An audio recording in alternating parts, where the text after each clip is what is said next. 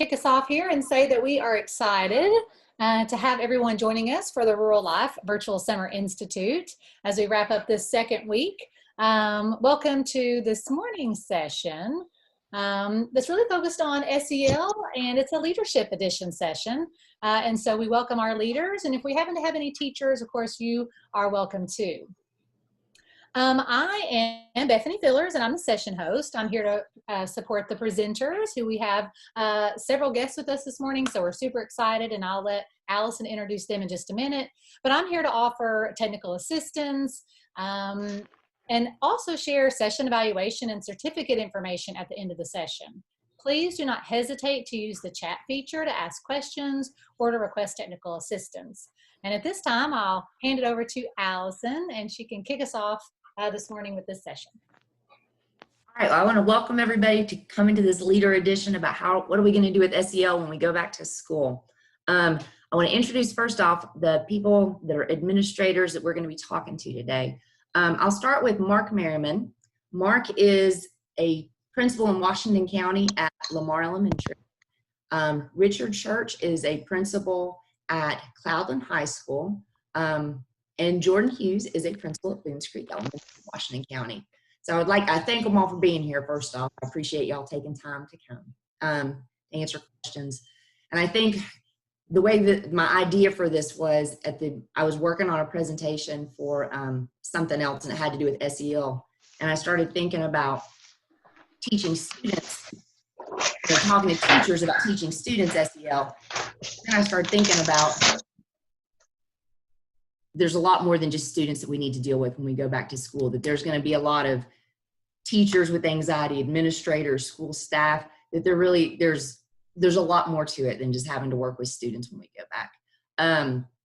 This year seems to be sort of the year of the unexpected. No one ended the school year the way they wanted to. I know that left a lot of teachers anxious. I've left a lot of students anxious, a lot of parents anxious, administrators anxious, I'm sure. And now planning on going back to school, everybody has, I've heard lots of people say they've got plan A, we're going back as normal, but then there's plan B and plan C, and then the backups for the backups. And you just kind of have to wait out and see what we're going to do. So I'm sure there's a lot of anxiety about that.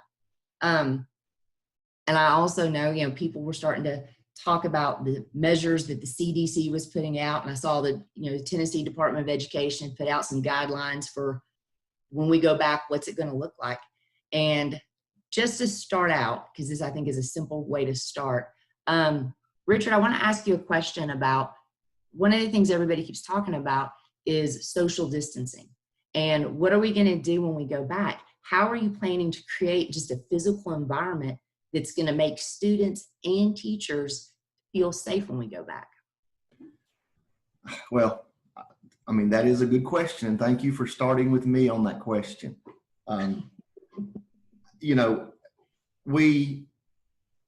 Our model is going to have many options, but I'm just thinking of the basic logistics. And as most of us would agree, if we go back in any form or fashion, even if it's an AB schedule and you have 50% or less of your students in the building per day, maintaining appropriate social distancing within a classroom is nearly impossible. Job of maintaining no group gatherings in terms of using the cafeteria or the gym or holding areas, I think that's very doable. But even at 50% capacity, Jordan, you have that nice new school over there, but like I just heard you say this morning, there's still issues, even in those nice rooms. If you just had half the students in there, would any of us have room to social distance 6 feet with desks and things? And the answer to that would be no. So then we have to be very transparent. And for my community, that is extremely important to say, even if we have 50% capacity, or if we come in full force, we want you to know that we will not be able to maintain social distancing within the classroom. We'll do everything we can to control traffic in the hallways. We'll do everything we can to make sure we don't have large group gatherings. But in terms of in the classroom, that would not be possible in either of those two models if we don't have the virtual model 100%. So transparency for us would be the really big thing. Yes, we're going to have deep cleaning measures. And I think that's across the board for all of our schools and districts.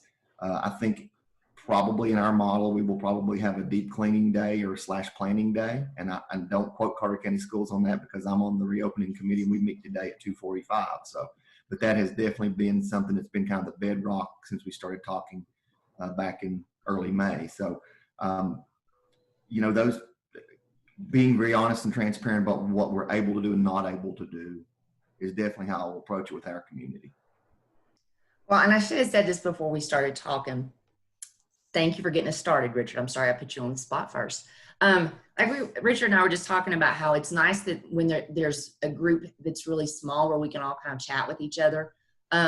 If you have any questions or any kind of comments, feel free to drop them in the chat thing. We're kind of keeping track of them and we'll try to address them as we go. But if you just want to unmute yourself and ask a question, that's fine too. So, I mean, if you guys have an idea that, when we're talking about, I'm sure Mark, Jordan, and Richard would also like to know your ideas as well. So feel free to unmute yourself and just kind of buzz in if you need to. Mark or Jordan, do you either one of y'all want to add to that about what y'all are planning on doing about just proximity when we go back?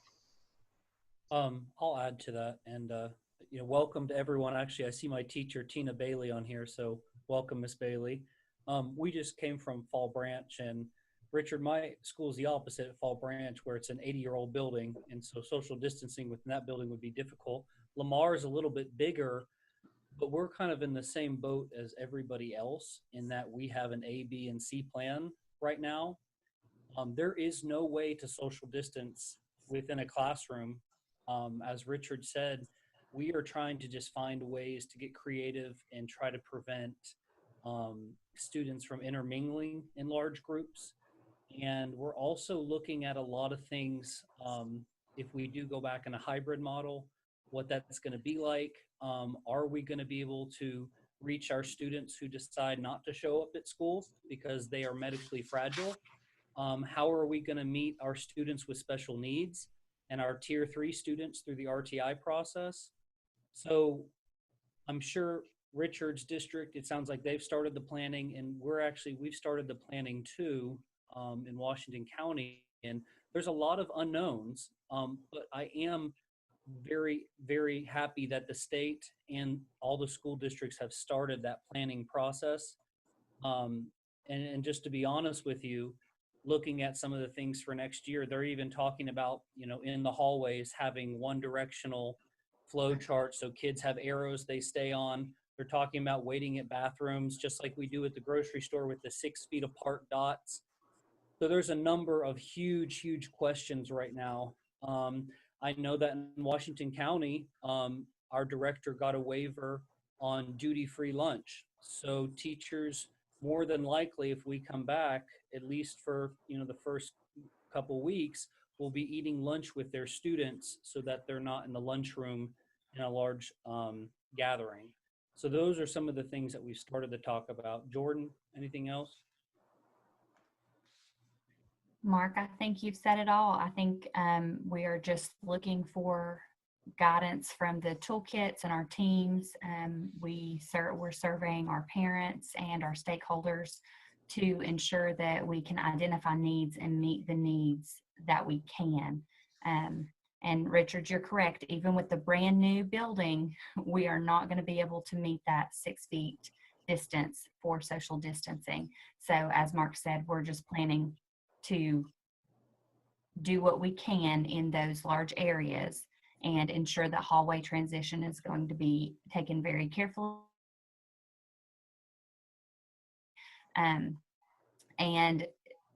Teachers are talking about recess as well, making sure we don't forget our recess and having too many students outside. But yes, we're continuing to work through this plan and think through all the pieces. Something that a teacher brought up that I thought was very good is if we do get to go back to the cafeteria, we need to be careful with our touchpad because that's where all of our students will touch. So focusing with our janitors, and I'm sure as the county, touch spots for students as well, door handles, a lot of the same things we do during flu season. This just occurred to me, and I guess my experience has mostly been in high school, so I was never used to, when I was in y'all schools, people taking their whole class to the bathroom at one time. So is that going to stop? You know, I guess I was just thinking that, Mark, when you said that about going to the bathroom, about putting 6 feet apart. I think I read some article where one school said they were going to let it to where it's just, you know, one kid goes at a time during class, and classes don't go line up and go to the bathroom. I was just curious. I guess I haven't thought about that either, about, you know, a bell ringing or whatever when it's time and kids just changing classes and everybody being out in the hall. So I guess you really do have to monitor when, I mean, how will you change classes? Well, and they do this in a lot of South American schools, Allison. They actually have the teacher rotate to the classroom. Oh, And so there's a potential that students would be in the same room the entire day. And I know that's difficult for students, but that way it's just the teacher rotating, particularly in our middle school and high school levels where they're departmentalized. So that might be something that looks different too. And again, you know, depending on the state guidelines, and depending on how, you know, if there are really stringent guidelines, every district's going to look a little different on what they're going to do. And, you know, I wish there was a good answer at this point, because I know I have my teacher on here and other teachers, but there really isn't. The best thing we can do right now is to have several plans in place for starting out. Because more and more likely, I was on the train, oh, you know, we're going to start out traditional, it's going to be fine. But they're still canceling events, and they're still restricting large numbers. And, you know, I do believe that we're probably going to go back with quite a few major changes. And the good thing is we're all educators and we're used to changes. So the flexibility piece is there, and we should have no problem jumping into things a little differently. So it really will be an all hands on deck approach. So, Allison, can I ask a follow-up question? sure. How do we make the school environment or the classroom environment warm and welcoming and just a rich learning place with what ultimately is a set of restrictions, although it's there to keep us all safe, but in this kind of very restrictive environment, how do we still keep ourselves open and have that warm, inviting space? I'm just curious what our panelists would say to that. Bethany, that's probably been one of my biggest concerns. And that's why I certainly, you know, I'm one voice in many, but I will be urging us to keep our options as open as possible to get students back in the building on time and adjust as needed based on what's going on. Because what we do, learning in general, is by nature a social experience. And in the lack of that social experience, we are just using Band-Aids. And I know we all have to be prepared for digital. I know we all have to be prepared for virtual. And certainly we're going to be using CARES money to do that. But it is, you know, a kindergartner. I worry, you know, and I was a former elementary teacher and elementary principal. And I worry about just an emergent reader and not having that rich literacy environment at home. So I think we need to even up the stakes that when we do have them at school, whatever that time period may be, that it is totally enriching to them, that there's text at their every angle and fingertips. But I think you go back to that relational piece too. I think we all have to just say at the beginning, and this is what I'll be telling my teachers, you know, the curriculum has been set aside for months.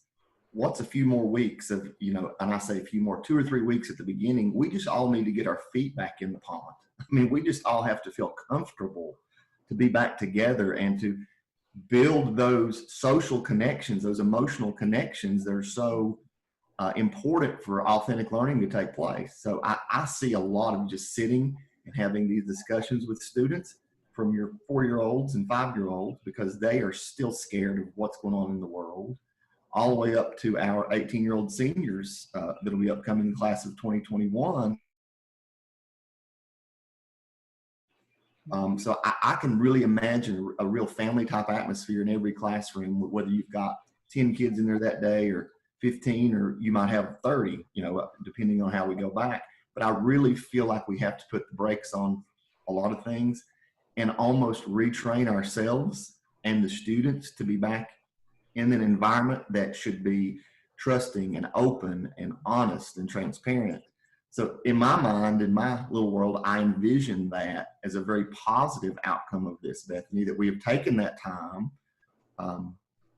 to kind of reset, and we should really ease back in. I really would fear, and I know it'll happen in some classrooms, but my biggest fear is we get kids back in the building and we immediately start throwing curriculum down their throat. And I don't see us being successful in any model where we don't just take the time to reconnect with each other. Yeah, and in the midst of, like you said, if just throwing it down their throat, because we feel urgency to do so, but yet also in the midst of, don't touch that, don't get too close, step back, stay in line, you're not 6 feet apart, scoot your chair away. There's just going to be a lot of probably what feels like don't. And so I love that focus on just relationships and a feeling of family and really bringing the social aspect back. Richard, you also keep using the word, and I really respect what you're saying on the word transparency. I think that is vital to not only our teachers, but also to our parents and students. I know a lot of districts and a lot of schools have sent out surveys, and they've tried to really feel out their stakeholders and where we are and where we need to go. I also know that there's a lot of questions right now with school counselors as far as what their role is and how are they going to provide not only for the faculty and staff who are in uncharted waters, but how are they going to provide for students who might have been at home in very unfortunate situations for the last several months. We've basically gone way back as far as providing consistent therapy from the mental health perspective. And I know some counselors were able to connect the last quarter and some were not. So I think that transparency is key. I think that parents and students and teachers all understand that we're in one of the most uncharted and unprecedented times. And to be honest with you, there's so much that we don't know. But I think you're right. The first couple weeks has to be about building relationships. It has to be locking that in. And the elementary, if that means, you have a 15-minute morning meeting every day, are we greeting them in the halls for our middle schoolers? How are we providing some sense of normalcy for them? And then you've got kids that are still going to be coming in brand new, like your upcoming kindergartners, and they're going to need all the support plus 10. So I absolutely agree though. We've got so much curriculum to catch up on, but you have to build the relationship first so that, the kids understand that, oh yes, we're back in school. This is what school looks like. And now we can get to learning. So. Well, that kind of brings up another question that I had. And Richard, I'm glad you said that thing about like putting curriculum on hold for a while, because ELAs, we're breaking out, textbook adoption. There's already going to be stress about that. Teachers going, we don't even know what we're teaching. So I guess, and it's something that was definitely on my mind from a teacher's perspective. With ELA, new curriculum, us not really sure what we're doing going back. There's obviously, like you said, there's going to be all sorts of different guidelines. When are you planning on starting to train your teachers? Is there going to be enough time in those in-service days before school to really, help your teachers and not only just going over all this new stuff, but also have they had some SEL training already? Or are you going to have to incorporate that in also in training at the beginning of the year?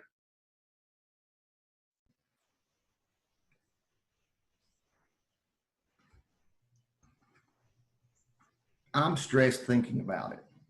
So I certainly know that, and I know every teacher I've had conversations with, and they're stressed about, especially language arts teachers. We do have new adoption. We have new materials that are coming in the boxes. We have training that'll need to happen with that. We've adopted Canvas as our digital platform, so there'll be training with that. But yes, and I'm going to temper it by saying we'll do the things we need to do, but I also, just like I will respect bringing the students back, when we get back to school, that respectful of making sure that what I know, the teachers know. And if I still have questions, I'll let them know what my questions are. Sometimes leadership, there can be a vacuum between there is a vacuum between what happens at central office and what eventually gets down to the classroom teacher. And it's my job as the building level principal to be the safety net for the teachers first and foremost. Because if you're the safety net for the teachers, some of the things that happen that don't need to get down to their level and stress them out, I have to absorb that. So really, same thing when I answered Bethany's question about what a classroom would look like. I think our faculty meetings, our PLCs need to look the same way. There needs to just be a sit down and honest, open conversations about we're biting off huge chunks, but let's get them down to the little nibbles. What is the most important? You know, let's take those things first. And what's most important for our community, I know, will be getting the kids back in the building comfortably. And so that's where we need to put our focus as teachers. We'll build Canvas modules when we have time. You know, we will, you know, look at some of the pieces and the ancillary materials and the new ELA adoption when we have time. You know, let's get them back in the building. Let's get them back into the mindset of school. Let's build that trust back with our students. And not that they won't trust us, but right now with everything going on in our country, I have conversations. I'm fortunate enough to have 4 kids in my home, 3 teenagers at once, between 10 and 16. And just the conversations we have as a family, they don't know which direction to turn with anything because they're so in tune with social media and they think they see things and think they understand it and don't know the complexities that go into the things. And so we just have to have those conversations. I think the same thing with our faculty. We've got to have those open, honest conversations. But let's focus on what's going to make you comfortable so that we can have our kids come back and be comfortable, and we can go through these other things together. We'll take little tiny nibbles because it is a lot if you think of it, and it can become overwhelming. And of course, you know, then we get just that paralysis from it being so overwhelming. So just those little nibbles, what's most important for you, and then what's most important for our kids to get us all comfortable again. And then we'll take the little nibbles of Canvas and new ELA from there.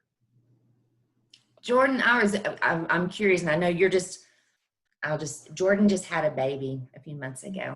She's coming back to a new school.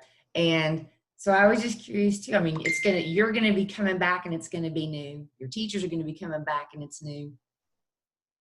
Are you guys going to have enough time at the beginning of the year, if you go back just like on your regular in-service schedule, to train to do everything that you think you need to do before the kids come back?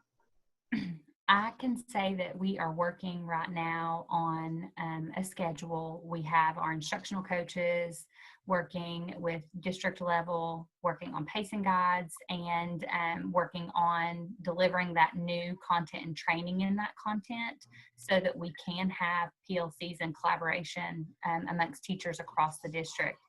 However, our goal as a leadership team coming in, we want to focus. Oh, we may have lost Jordan's sound again. Are you there, Jordan? Well, Mark, would you like to add to that? You're going to a new school too, so that's. You know, we only have about a week with teachers before we start back. No, that's not enough time, but kind of like what Richard said, we're in triage mode right now. And when we get back, it's going to be what's most important right at that moment. And some of the nitpicky stuff that we typically do as schools in the beginning of the year, we're going to push that to the side and still do it eventually. But again, that first month is going to be crucial just to capturing those kids' hearts again. It's going to be crucial for myself in getting my teachers to trust me, even though I was an assistant principal at Lamar 3 years ago. And it's really going to be vital for parents to understand that we're doing the best we can. We're trying to also show parents that we're in the building and we are trying to respect them and their work schedules. Because I'll be honest with you, some of the conversations I hear too is if schools don't go back in, what on earth am I going to do with my work schedule? And that's a huge concern for working families. And you know, we always joke as educators that sometimes we're the babysitting service, but we do take the kids during the day so that their parents can then work. And of course, we do a lot more than babysit. So we've really just got to triage it in the beginning of the year. And I'm a type A OCD principal, so that's really hard for me. But students are going to have other major concerns. And like Richard said, we're not just talking about a pandemic. We're talking about major social unrest right now that's in all parts of our communities. And we're going to be, working in overtime to see how we can provide mental supports for not only the pandemic, but also for, everything that's going on in our country. So that week before school, we're going to get them going with as much stuff as possible. I know that the state requires certain trainings for teachers, like suicide training, and now we have the human trafficking videos. So I'm going to try to knock some of that stuff out and just give teachers the option to do that before they even come in. I can certainly tell you, I'm not going to take an hour or two of their time that first week to do a training that most of them have done 10 to 15 times. So there's ways that we can work smarter and not harder with the teachers that first week or two. And that's my goal. And you can load those videos on Canvas, right? To where they can just do those at their own convenience, I guess, right? Yep. Are you back with us? Yes, I can hear. Can you all hear me? We can hear you. Just double checking. You were getting ready to say something. Do you remember what it was? Yes, I was just going to say that we were working on pacing guides and different things so that our PLCs could meet with this new content and plan lessons with this new content. However, our main focus as a leadership team was SEL, and we wanted to develop an SEL plan for our schools, and specifically with our faculty, to ensure that they are having an outlet to discuss what they've went through this pandemic and ensure that they are heard and their needs are addressed. We want to start with just our mindset. Where are our mindsets?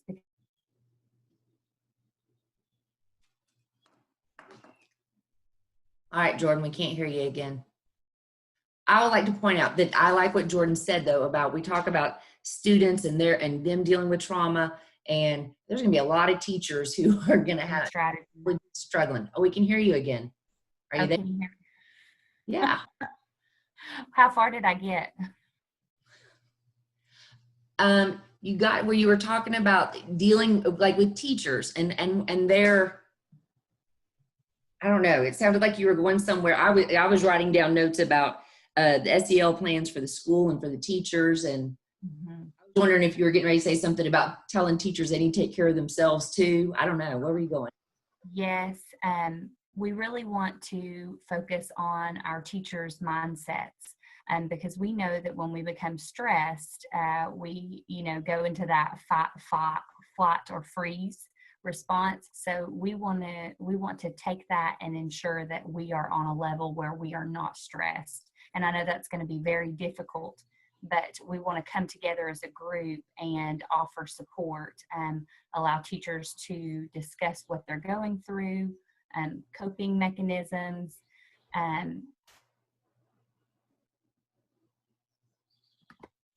Did that help at all?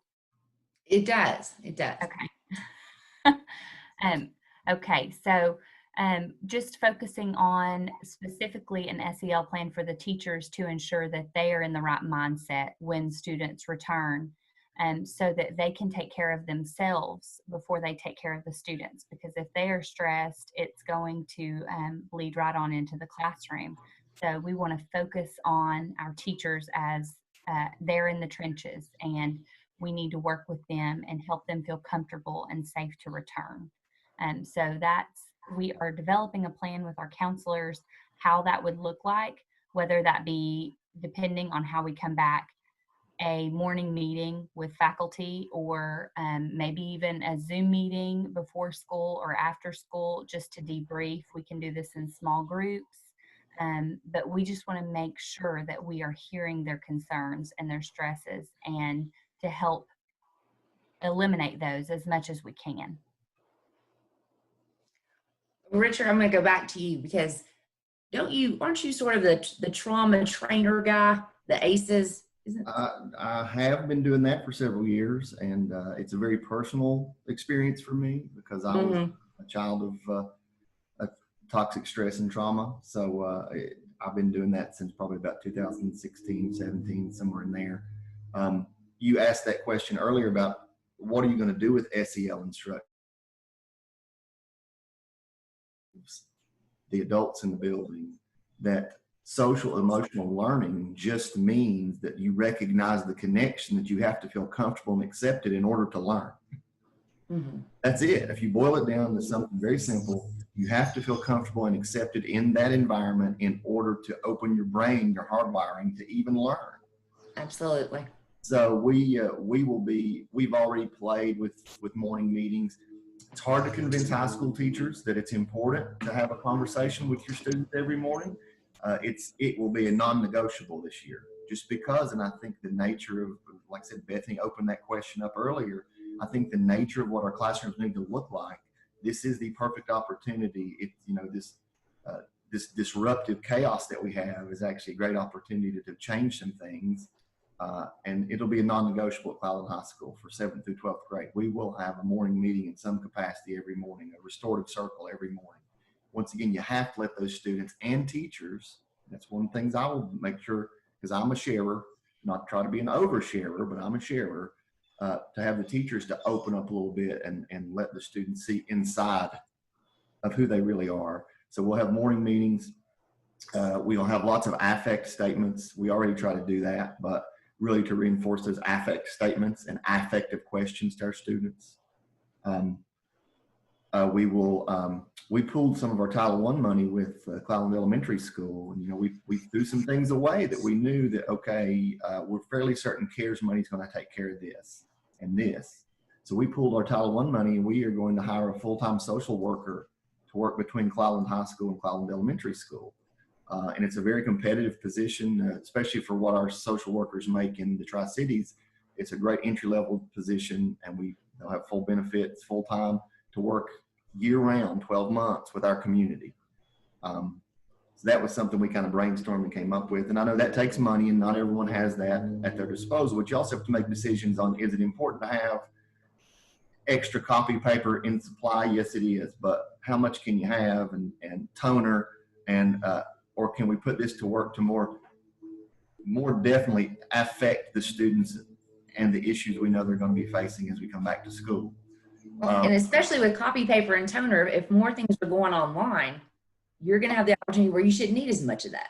And, I was being joking with that, but not really. I mean, that's where a lot of our cuts came from in order to get enough money pooled to be able to hire someone that's going to be impactful, not only for our students, but we want our families to use it. That's why it's a 12-month position. Even when school's out, social and emotional needs don't go away for 2 months. So, this was the perfect opportunity to introduce something like that into our community. So yes, and hopefully Niswonger will like this. So Bethany and Allison and John, if you all get any say on those little phase 1 grants, that for those, our grant is focused solely, and we're submitting it to Catherine tomorrow, on using literature and what we're going to purchase book sets that are SEL based novels, because those are great ways to have authentic conversations. Absolutely. So we want to order those across grade levels. And even if we don't, that's still going to be one of our focuses, using literature to open up those SEL conversations, because that's authentic, that's real. We can talk about what a character experience is. We can talk, and then it really helps us frame what's going on right now with the pandemic and, systemic racism and some of the civil unrest that we see. So, that's our idea, to use literature as that doorway, that portal to open up these real conversations. Richard, you should join this afternoon. That's what my afternoon session is about, is the literature aspect and how we're doing that. So anyway, just saying. You brought up a good point that I was thinking about the other day. Sorry, I'm spinning in my chair. It's having an ADHD moment. What about parents? Like you said, SEL doesn't stop. I mean, for some kids, it does stop when they go home. They're not getting the emotional support and whatever. And this also goes along with technology. I know a lot of people that I talked to, they talked about, when they're, especially with younger kids, when they went home because of the pandemic, even kids who had technology, parents were really struggling trying to help kids log on and just navigate things online. is anybody planning on doing anything about training parents and truly not just technology, but with SEL as well, about how are they dealing with this, and what are some things they can do to help their kids if their kids are home again for extended periods of time? I know that one of the things that we're doing in Washington County, both at the school and district level, is again those parent surveys. And some of the things that we've been talking about and that we've identified is that a lot of classroom or Canvas or things, Class Dojo, and a lot of our parents are not trained well in those areas at all. We also were talking about from the holistic perspective, we during the school year, we provide kids with dental services, vision services, hygiene items, food bags, clothing. One of the things we wanted to see if we could maintain, if we do remain digital, is how do we reach families with those types of services in a confidential way. And we were talking about having a confidential hotline on each school site where they could be connected with the counselor, or also in some of our surveys, sending out a link to a survey that comes back and the family is not identified, but we then can go out with a school bus, because in Washington County, we do food delivery on our school buses to families that don't have transportation, and we could even bring those items to them. And that would be a completely separate program from, say, our distribution sites. So that's one thing. Also, most of our schools in Washington County, and I'm sure in Carter County and elsewhere, are Title I schools, which means we could use some of those federal monies for family involvement that focuses more this year on the education of parents. How do I use this digital platform? What do I do on a Google Suite? So teaching them about that, and it doesn't even have to be in person. It could be a digital experience. And then trying to find ways to help the parents with their mental and social emotional health. Really going back to the hybrid model and trying to figure out, is it possible for parents to work during this time?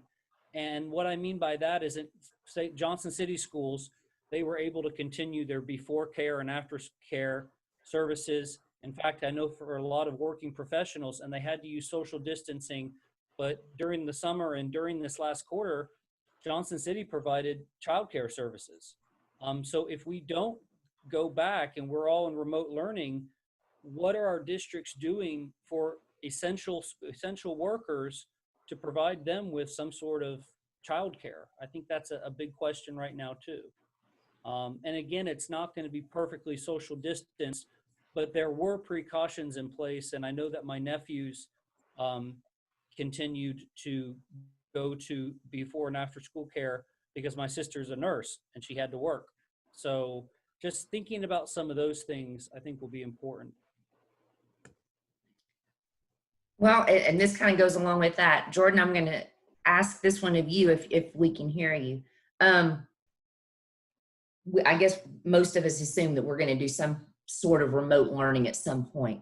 How do we make online environments warm and engaging and supportive of students? And we kind of talked about how you do it in that classroom. You make people feel like a family, but what do you tell your teachers? What do you tell your teachers about how do you do that if it's online? So we have had some discussions on this. Can you all hear me? Yes, we can. Okay, I'll continue then. So we've had some discussions about this, and we talked about what in our classrooms makes students feel loved and included. We talked about creating rituals within those online classrooms. So ensuring that when we have activities or give our students activities in these online platforms, ensure that we're having an activity that would build their social and emotional learning or build their community as a classroom as well. We recently had Kagan training, and there are lots of Kagan strategies that we can use, that we can adapt for online use to connect on a social level rather than focusing on academics. But we want to ensure that we have that in our academic activities to allow students to connect socially.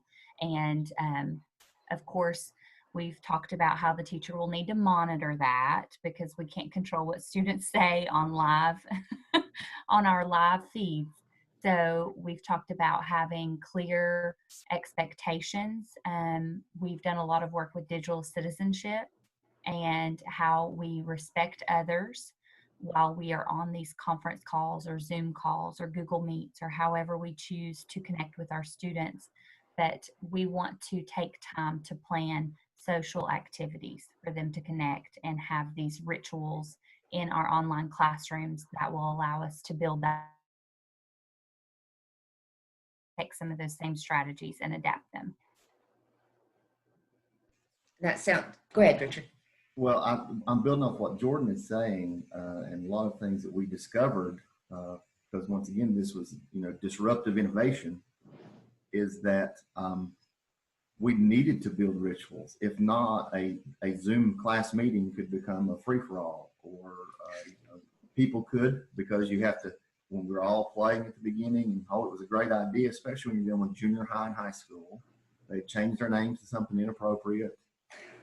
They knew they could leave their camera off, change their name to something inappropriate, and then use their audio to kind of interrupt. And it was rare, but it still happened.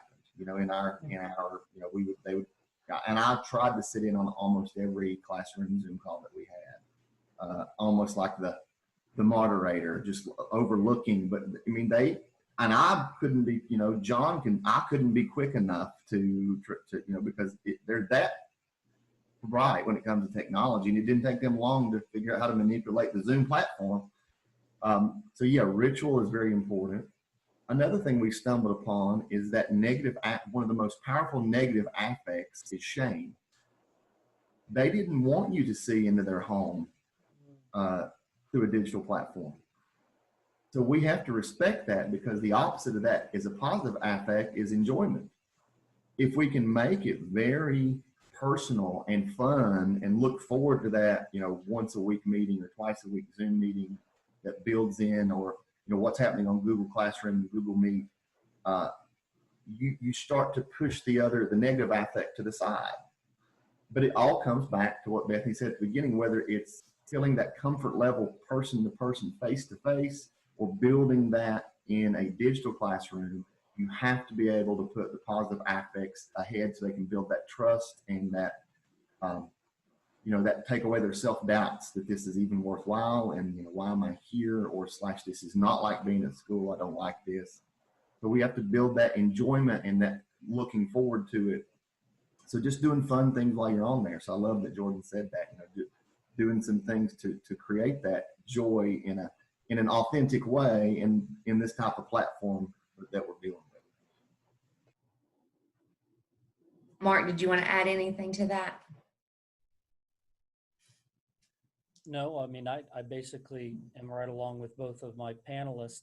I just would also add that, I really think as we move into all of this, it's going to be week by week. It's going to be evolving. And I think what's going to be key from the principal's perspective is making sure that you are constantly checking in with your stakeholders. And also, like, I hate to beat a dead horse here, but that transparency piece, parents are much more willing to forgive when something happens, when they know that you are doing your best and when you're trying to work through things. And I'm sure there's going to be schools around here where if we go back to in-person, instruction, we do have outbreaks of COVID. I know it's probably going to happen, but being transparent about that and letting parents know that we went through all the CDC's preparations and bringing the kids into the building, I think they'll be much less apt to get angry about that type of thing. So,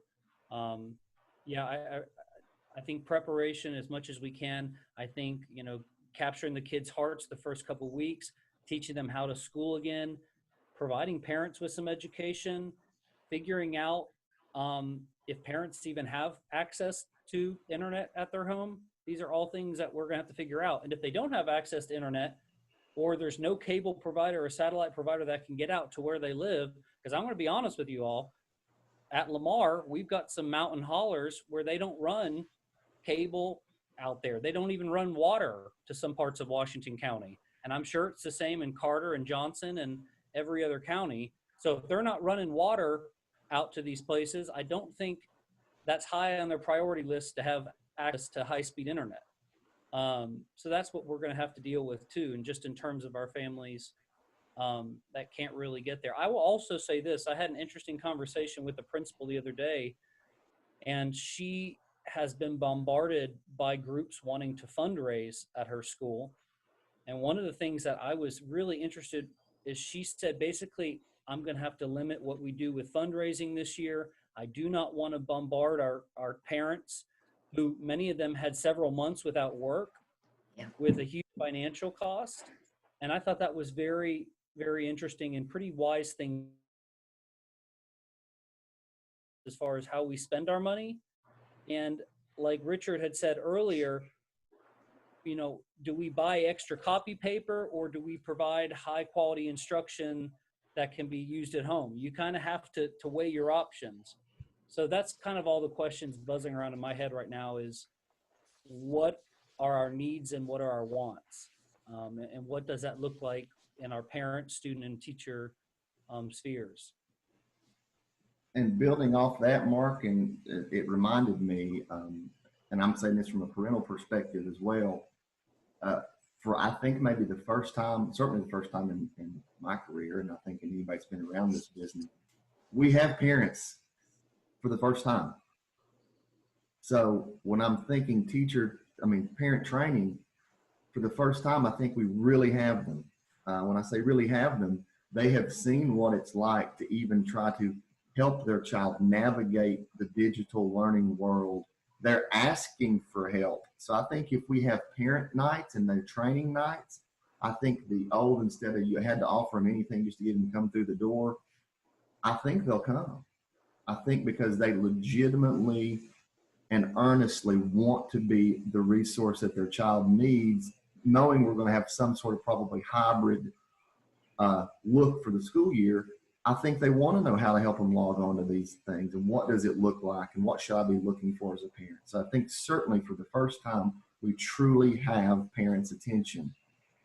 So we need to capitalize on that. And when we have these authentic nights at school, or even, you know, let's get out of the box. Let's say that the Wednesday is a deep clean day for you. On your schedule, parent, when you can come in and we're going to be open. And another thing, we need to make sure our educators understand it. We need as much flexibility as possible going into this school year. We may not be asking you to work 7:30 to 3. It may look a little different because we want our schools should go back to being those resources for the communities. So come in on those days and we'll show you how to use Canvas. We'll show you how to use, we'll show you what to be looking for. Let's talk about the book that we're reading in class. So I really think for my first time in over 21 years, we have the parents where we want them in order to actually have some meaningful training and dialogue with them. This makes me think of a couple different things. I know it was probably back in April, I was reading an article, and it was actually somebody that was in this area. I think it was a Washington County, and it was a grandmother, but she had, I think, 4 kids in the Washington County school system, and they were all pretty young. And it was all I could think of was trying to help my mom with her cell phone. This poor grandmother who had these 4 kids, there were so many different logons that she had to do with IXL Study Island that she was desperate, and she couldn't remember all the logins. She could, and the kids, you know, they kind of can do it in their environment, but little kids, when they get home, some of them were just lost. And I've also never thought of this. You know, lots of kids, we have them on laptops, Chromebooks in the classroom, and you ask, do you have access to technology at home? And they say, yeah. What they really mean is a smartphone. You know, they don't really have, exactly. And it looks so different on a smartphone than what it does on a Chromebook that it's totally different. And so I know, and this was one of the questions I kind of wanted to talk about. I know we figured out some things at the end of the school year that were working. We probably also figured out a lot of things that did not work well. And I think this would probably be a good time to maybe share some things that you go, this really worked well. I know one of the school systems that I think, and I heard lots of parents say this, they had one login. And once the kids logged into that platform, you could access all of your things. And so especially, you know, for grandma over there who has trouble working her iPhone, you know, that's going to be helpful. Are there any other things that you go, boy, this really was helpful? If we go back to remote learning, this was great. Or is there anything that you go, don't try this. This was not very good. This didn't work very well. Anyone? I will say something that we really responded well to for our students' asynchronous learning was Flipgrid. That was something that we could have students, we could give an activity, and it could be a social activity for them to share something, and then we could follow it up with an academic activity. And then students could share what they wanted to share, but it had to be reviewed by the teacher before it could be posted.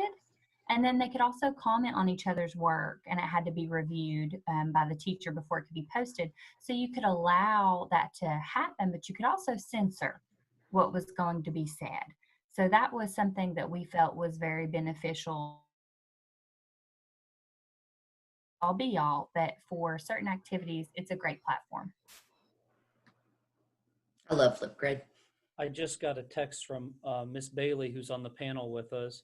And one of the things that she did as a language arts teacher was she had all her resources on Google Classroom. And so the kids would simply get on the Google Classroom, and then it was almost like a playlist. And I think a lot of teachers in our district did that.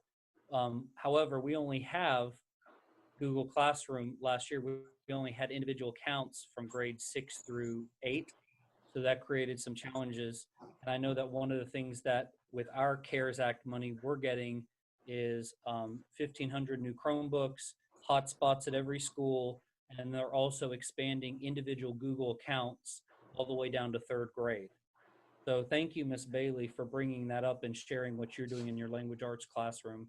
Because you're right, that's going to make it a lot easier on a parent or a grandparent, because let's be honest, a lot of grandparents are helping out with the kiddos these days. So thanks, Ms. Bailey, for sharing that. I certainly think using, and any teacher, administrator on here, urge your powers that be in your district. I think that in this day and age, and this was a big deal to me when we had our CARES Act committee, that we need a single sign-on system, period. I mean, it's 2020. I don't remember all my passwords for anything. They're in the notes of my phone because you have to change them, and then I try to add one more digit, and I forget.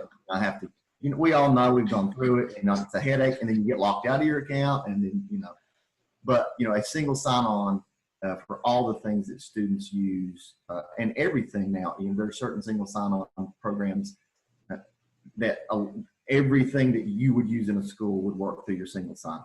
So that would help students, teachers, Yes. administrators, parents. The other thing that hit me while you all were talking, and it left me now, but it seemed important, and it might come back to, I know.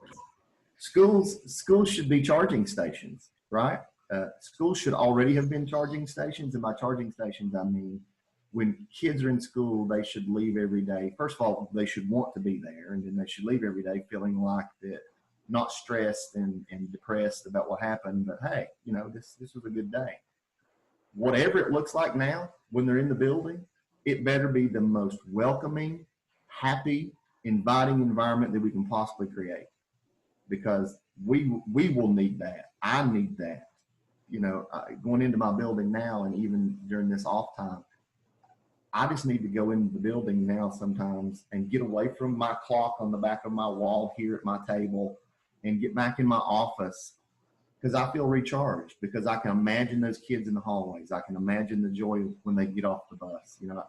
So school should definitely make sure that it looks like a charging station, and that we're welcoming, inviting, happy to see them, especially when we get back in whatever it looks like. But yeah, single sign-on for sure. I see that Sevier County says they use ClassLink as a single sign-on. I'm trying to think of the one that's the classroom, the portal that we used in Johnson City schools, because the teachers, thank God they went to one portal to log us in, because like you said, I just used the same I got hacked. I was going to be in trouble because I just used the same password for everything, so I got tired of making up passwords. And Richard, of course, what you were saying just reminded me of something, and of course, I totally just forgot what it was. I will say this, and Richard, you brought up an interesting point. I think a lot of our teachers are hungry just to interact with the students and to interact with each other. You know, I've met with every one of my teachers one-on-one when I took the job at Lamar, and a lot of them mentioned to me that they just miss the routine of being in the school. And a lot of them said, even if we go back and we are digital, you know, would it be possible for us to be in the building working in our individual classrooms, just because they miss that energy and they miss that schoolhouse effect. And it's so different when you're in your living room trying to instruct versus in your classroom where the kids know, you know, what's on the walls and all that stuff. So I thought that was really a good point which you made there. And I'm hoping that whatever we do, you know, we can provide that normalcy. And someone brought up asynchronous and synchronous learning. You know, right now, I think that's kind of the most frustrating thing for a lot of people is figuring out, do I teach more? Is there a middle ground here? Because to be honest with you, high schools and universities, they've been doing a lot of online stuff. But when they threw this at K-8 and we all had to adapt, K-8 teachers were like, oh, okay, do I video myself? Do they do Dojo? Do they do IXL? What is it going to look like? And I'll also say this, a lot of my teachers told me that the planning piece is twice as difficult with this digital platform. And they said, even though they're not on all day and they're not, you know, in front of the kids and they don't have, not in production mode, the planning piece behind the scenes and the digital, you know with all, like connecting this link here and that link there using Google Classroom, there's a lot more that goes into it. And on a positive note, I think that this pandemic is going to make every one of us, every educator out there and our students so much more comfortable with trying things digitally. So I think that is a positive that came out of it. Yeah, we have to adjust. And for as much as anxiety that I keep worrying about teachers having with teachers, kids, whatever, you know, there's going to be a lot of people who are actually very excited to go back. You know, hopefully, like you said, we're going to have that normalcy, but there's going to be the excitement of also going back. And I know we're getting down to our last few minutes. So does anybody have any final words that are so important that they need to get out there? Anyone, not just the panelists. I appreciate all of you guys showing up today. Thank you, Richard and Mark and Jordan. I really do. I miss you guys. It was nice to see you. And I'm laughing. Oh, John has put in, I'll just go ahead and say it. John's put in a certificate in the chat box. If you want to click on that link, it takes you to a Google form. It is time stamped. So if you do it sort of in a timely manner, we can tell which session you are in. And so if you can click on that and fill that out in a timely manner, you will get an hour credit for this class or whatever this is. So anyway, this virtual session. I appreciate everybody coming, and we're going to stick around for a few minutes. If anybody has any questions or wants to chat about anything, feel free to stick around for a few minutes. Does anybody else have anything? Otherwise, I think we're done. Thank you guys very much for showing up. And Richard and Jordan and Mark, let's stick around just for a few minutes, okay? Thank you so much, panelists. I was taking all sorts of notes. That was very helpful. I even took notes. Look at that. Look at that. I just can't imagine being an administrator right now. So I'm just in awe. I know. You're like, we're just. Well, and I started feeling bad about, you know, speaking of transparency, I thought, I wonder if there's some questions I shouldn't ask. Yeah. I started thinking about that, you know, and No, I mean, it should, nothing at this point should be off limits.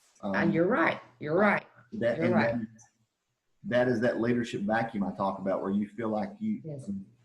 unless it's something very personal and confidential, we Right. have to talk about these things. I mean, and I Right. mean, this time has been extremely stressful for me personally, and I let my teachers know that. My own children at home see that as I wear that stress around every day, because I'm so concerned about our kids and our students. And I tell them every time I see them, you know, graduation was amazing to get to see that group of seniors and to connect with them personally one last time. And there were tears and hugs and no social distancing whatsoever. That's what I was getting ready to say. But they needed it. They needed to see each other one last time. I agree. I mean, I can't imagine, you know, for these seniors in high school, and my nephew's a senior at Science Hill, and this has got to be rough. And you really think it just, and, you know, Science Hill, those kids left and went to spring break and never went back. And so, you know, and you just, the things you think about that your senior year in high school that all these kids have missed out on. And it's not just prom. It's just being around people. It's just being at school and even taking finals, your last finals. I mean, it's crazy, but they really did miss out on a lot. Anyway, well, I don't think we have any